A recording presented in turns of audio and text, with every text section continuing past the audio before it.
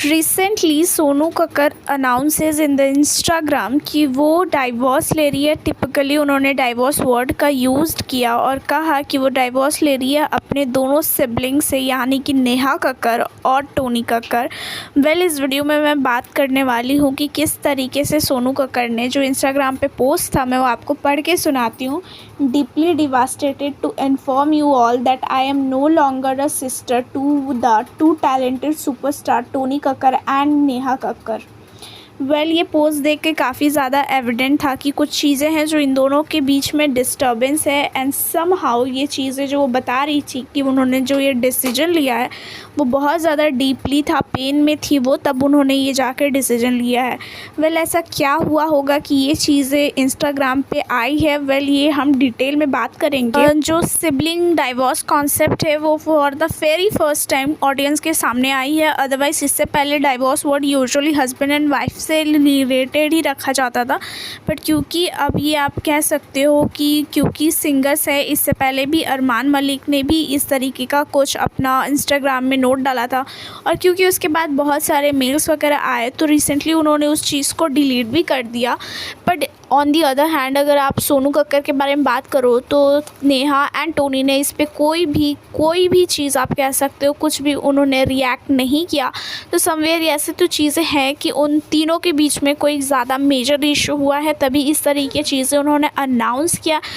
अगर देखा जाए तो इन तीनों की बॉन्डिंग हमेशा से ही रियलिटी शोज़ वगैरह में इन्होंने ऐसे दिखाया है कि दे आर लाइक रियली, इनसे अच्छा कोई भाई और बहन है ही नहीं। इतने ज़्यादा ये लोग अंडरस्टैंडिंग है, इतने ज़्यादा एक दूसरे के लिए लवेबल है, but something really bad happened जिसके वजह से ये चीज़ें इस तरीके से सामने आई है। ये तीनों सिबलिंग में सबसे पहले आती हैं सोनू, उसके बाद टोनी कक्कर है और लास्ट में सबसे छोटी बहन नेहा कक्कर है।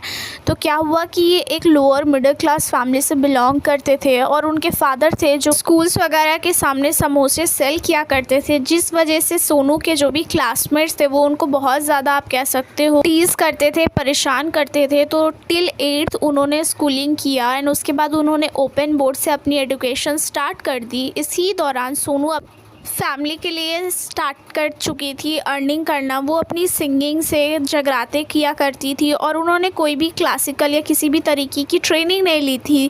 जगराते में जिस तरीके से गाया जाता है उसी तरीके से वो शहर टू शहर या गांव से गांव जहां भी बुलाया जाता था वहां पे वो लोग जगराते करते थे, गाने गाते थे।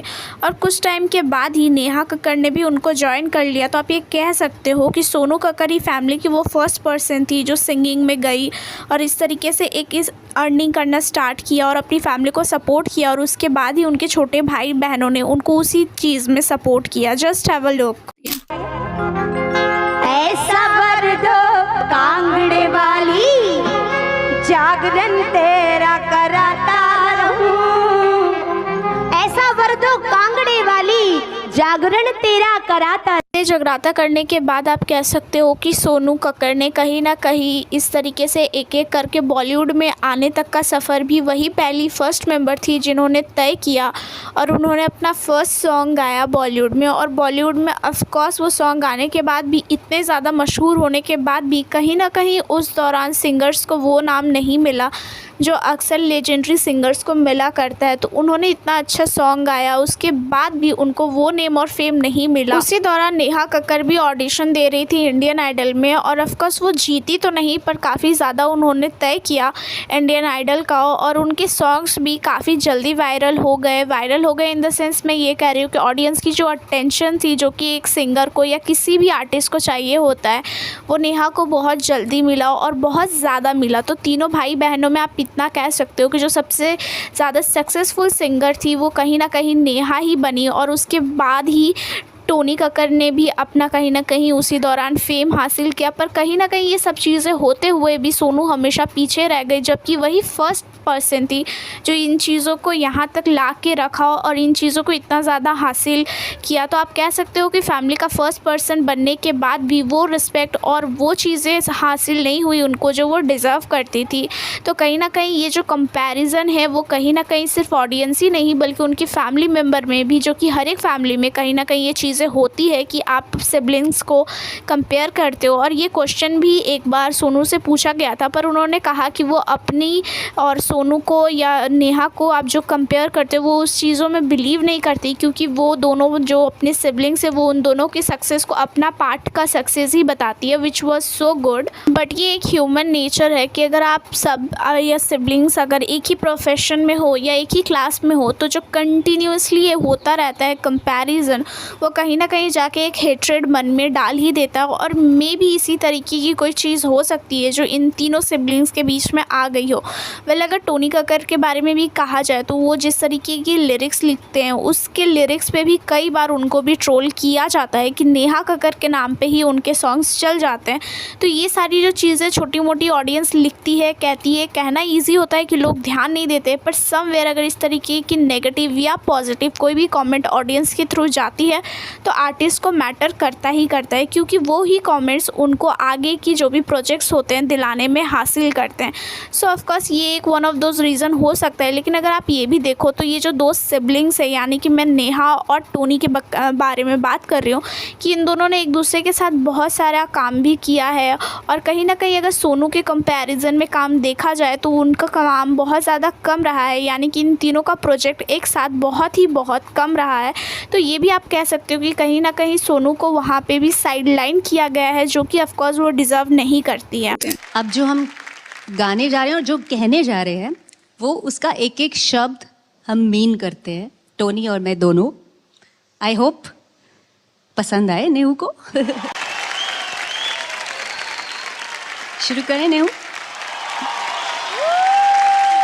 On the other hand Neha Kakkar सिर्फ अपने सॉन्ग्स की वजह से ही नहीं बल्कि और भी दूसरी चीज़ों की वजह से हमेशा ही लाइमलाइट में रहती हैं, जैसे कि उनका एक्स्ट्रा इमोशनल हो जाना रियलिटी शोज़ में कहीं ना कहीं उनको वो भी ट्रोलिंग फेस करवाता है। इसके अलावा भी उनके जो डेटिंग र्यूमर्स से कहीं ना कहीं उनको खबरें में रखने के लिए काम अच्छा खासा कर देता है।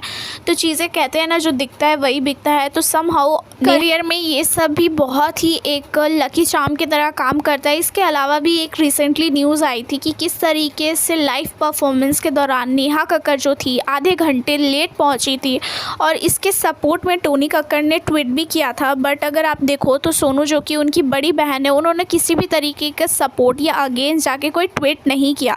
तो कहीं ना कहीं चीज़ें शुरू वहाँ से हो चुकी थी। वेल, आप देखो तो बहुत लोग ऐसे होते हैं जो अगर आपको उनको कामयाबी मिलती है तो इस तरीके से लेट आना और ये सी चीज़ों को बहुत ज़्यादा वो लाइटली और कैजुअल काउंट करते हैं।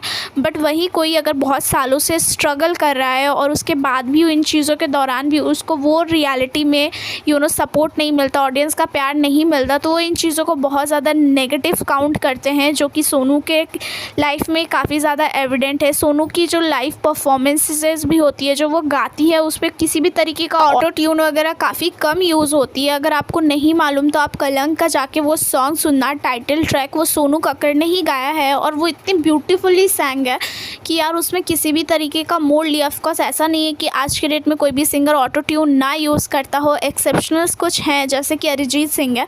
मोस्टली नेहा कक्कर को इसके लिए भी ट्रोल किया जाता है कि वो अपनी मोस्टली सॉन्ग्स में ऑटो ट्यून यूज़ करती है। अगर ऑटो ट्यून के बारे में बात किया जा रहा है तो उनके भाई टोनी कक्कर को कैसे भूला जा सकता है कि वो इसी तरीके के सॉन्ग ही बनाते हैं जो कि ऑटो ट्यून के बदौलत ही चलती है, हिट होती है और कहीं ना कहीं वो अपने उससे इनकम भी जनरेट कर लेते हैं। लेकिन ये जो ट्रोलिंग है, ट्रोलिंग उनका पीछा बिल्कुल भी नहीं छोड़ता।